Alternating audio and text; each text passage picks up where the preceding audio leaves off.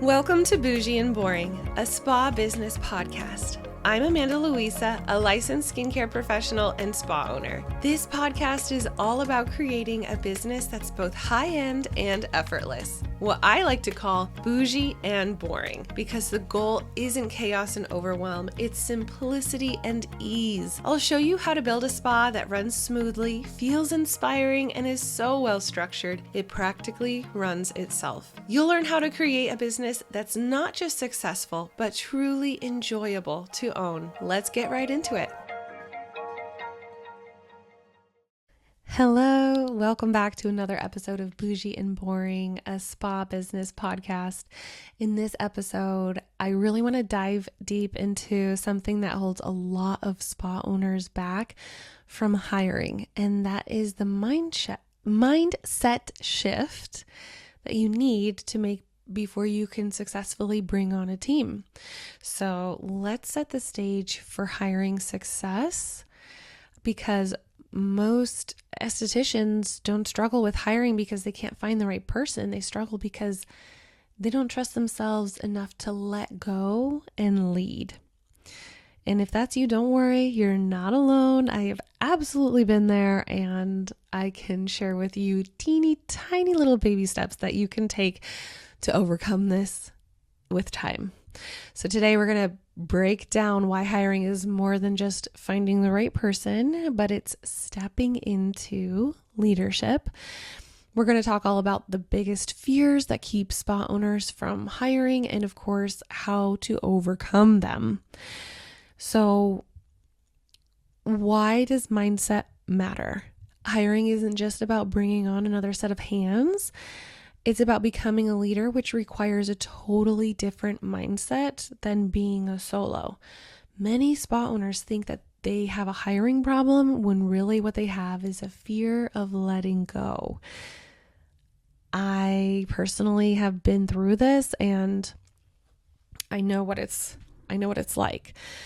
So if you don't shift your mindset before you start hiring, you'll end up micromanaging your team, burning yourself out, and even resenting your business, which is probably the hardest part. It's when you feel like I know for myself, when I was going through this phase, I was blaming outside things like, oh, it's because I'm not in a good location, or oh, it's because this one person on my team isn't doing things exactly as I want her to.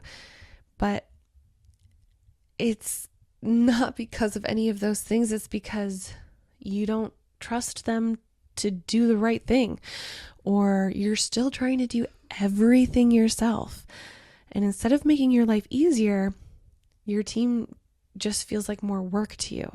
So let's talk about it. What's really stopping you from hiring? The three biggest fears that I see hold spa owners back from hiring. First is the fear of losing control. Very understandable. What does this look like? It feels like no one will care as much as you do, or you're convinced that no one will do things exactly the way that you would or that you want them to. And you end up holding on to everything, even though you know that it's draining you. So you can counter this by accepting that letting go is necessary for growth. You cannot scale while doing everything yourself. So instead of trying to control everything, focus on controlling your systems, your protocols, your SOPs. Set clear standard operating procedures so that your team knows exactly what's expected of them. And trust me, they want to know what is expected of them. They want to do a good job. So start small, baby steps. Delegate just one low-risk task this week to somebody and just see what happens. And I think you'll be pleasantly surprised. So the right hire will actually give you more control over your business, not less. Because when you are not drowning in the day-to-day, you can actually step back and see everything from a high-level view, that you can see the bigger picture of what's really going on. You're able to start seeing where the leaks are in your business, and you'll have more time to address them like the leader that you are. So try that out and let me know how that goes. So, number 2, the second thing that I hear a lot often from the people that I coach is a fear of making a bad hire. Maybe this is your very first time hiring and you're like, oh my gosh, how do I even know that they're the right person for me? Or maybe you've hired before and it was not a good experience. Maybe you felt like you got burned and you don't want to go through that again. I have a very dear friend who had this happen, and she refused to talk about hiring again until many years later. And I'm so glad that she did end up hiring a team, because now she is thriving and she leads like such a good leader. And I'm just so proud of her. So what does this look like? Let's say you hired someone before and it didn't work out. Maybe they quit after a few months, or maybe they just weren't a good fit. Now you feel like hiring is risky, expensive, and probably not worth it. But instead of assuming that hiring is the problem, look at what went wrong. What was it? Your hiring process? The way that they were onboarding, maybe lack of clear expectations. Try to really refine the hiring and training process, and don't let one bad experience stop you from growing, because there are going to be a lot more things that pop up later on, and you're going to need to overcome those too, and you absolutely can. So use trial periods, like a 90-day probationary period, and test services before committing to a full-time hire, right? There are people out there that are just looking to get their foot in the door. Maybe it's like I have currently a gal that she's got 2 small children, and she is like, I want to be home for dinner and bedtime. And so she's not looking for a lot of hours. That's fantastic, because when she is ready, we can absolutely move her into that phase of her life in that season. So people want part-time work and don't feel like you need to hire full-time right away. Every successful business owner has made hiring mistakes. It's just part of the process, and the key is to make sure that you learn from them, okay? So the only way to find great people is to keep looking for them. One bad experience doesn't mean that hiring is bad or that you are bad at hiring. It just means that you need a better system. So the third thing is probably one of the biggest, because not many people know the finances, especially if this is your very first time hiring. Not many people know the financial investment that hiring is. So there's this fear of the financial risk, as there should be, right? Because you don't want to do something to ever put your business in jeopardy. So this can look like, what if I hire someone and I can't afford to pay them? Or you're worried that payroll will eat into your profit. And maybe you just feel safer being solo, even though you are completely exhausted. That was something that I encountered quite a bit. But you can counter this by remembering that hiring is not an expense. It's an investment in your growth and the growth of your business. The right person will bring in more revenue than they cost. And if they don't, then they are not the right person. And we can talk through this and what this will look like, through coaching and stuff. It's pretty unique to each business, but it just depends on your pay structure. But make sure that you run your numbers before you hire, because if you're constantly turning away clients or booked out for weeks in advance like I used to be, you are losing way more money by not hiring. So just start small. You don't have to hire full-time right away. Try part-time at first. There are so many incredible people that want part-time work. And make sure that you are pricing your services correctly so that your business can sustain this growth that you are very clearly needing and wanting. So if you're charging the right prices and bringing in enough clients, hiring won't drain your profits. It'll actually increase them. But you have to have a plan for it to go the right way. So shifting from this solo mindset into a leadership mindset, remember that time is your most valuable asset. Every minute you spend on those low value tasks is time that you're not spending on growing your business. Let's break down what you're currently doing, okay? These are just a couple things that come to mind right off the bat.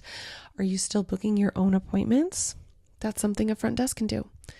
Are you still spending hours on laundry or cleaning or treatment room setup and turnover? A spa attendant can help with that. Are you behind on the marketing because you're too busy? Something that is very relatable to me. That's a sign that you need more hands on deck. So these things are clear indicators to me as a coach and someone who's kind of looking at things from an outside perspective. It's an indicator to me that things are falling through the cracks, but they don't need to. You don't need to lose this money through the cracks of all the other things going on. If you're spending time on things that don't require your expertise, you're actually costing yourself money. The most successful spa owners are the ones that learn how to delegate. Stop thinking, I can just do it myself. It'll go faster if I do it myself. And start thinking things like, who can do this for me so that I can focus on the things that matter and that only I can do. You don't have to do it alone, and you shouldn't do it alone. Your time is valuable, so start treating it that way.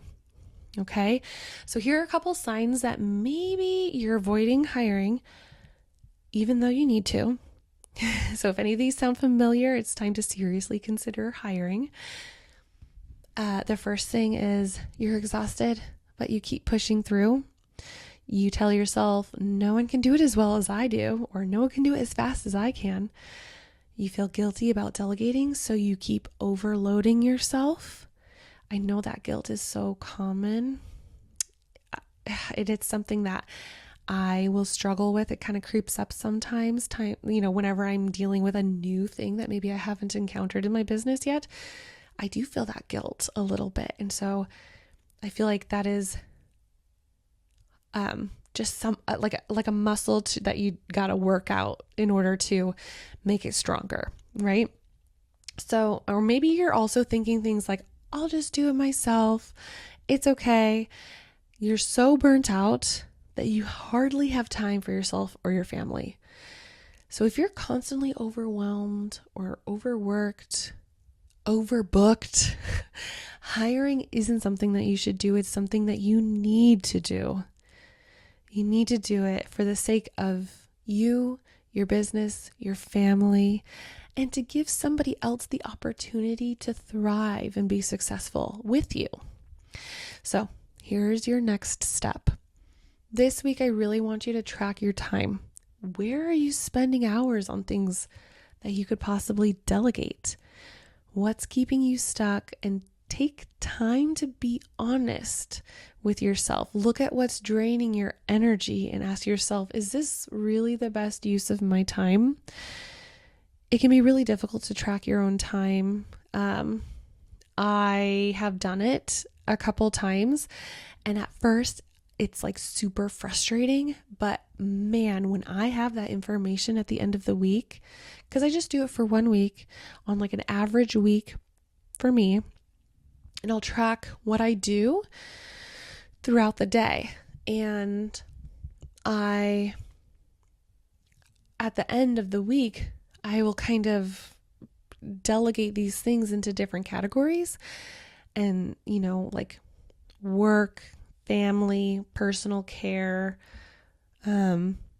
just a couple different areas. And then I see, where is my time going? Holy moly. I spent way too much time cleaning the spa this week. And I just did the same thing I do every single week. I had no idea that was taking up 4 or 5 hours of my time. Well, maybe that's something that you can hire an esthetician. And while that esthetician is building her books, that's stuff that she can do as well, so that she knows the effort that goes into maintaining a spa, a well-run spa. So just think about these things that maybe are not the best use of your time, and you can delegate out to other people. So that's one thing that you can just start doing right off the bat. You can also download my free worksheet, How to Know It's Time to Hire. It'll walk you through exactly how to assess if you're ready and what the next steps should be. So if you're wanting to track your time or learn more about if it's time to hire, please book a discovery call with me, and I can show you how to do things in the most efficient way and what you need to do to get the results that you're looking for. So you can book a call by clicking on the link in the description or going to my website, amandaluisaconsulting.com. So in the next episode, we're diving into the actual process of hiring, starting with how to write a job description that attracts the right esthetician, and you're not going to want to miss it. So thanks for tuning in. Peace and love, my friend. I'll chat with you in the next one. If you found value in today's conversation, don't forget to subscribe or share with a spa owner friend. You can also leave a review on iTunes, and in the comments section, ask any question you want, and I'm so happy to answer it right here on the podcast. Ready for the next step? Schedule a free 30-minute discovery call to see how I can help you with your business. You can also head over to amandaluisaconsulting.com and grab a free resource. I've got so many good ones over there. Whether it's hiring, paying yourself more, overcoming burnout, I've got you covered with resources to help make your business bougie and boring. Peace and love, my friend. I'll talk to you soon.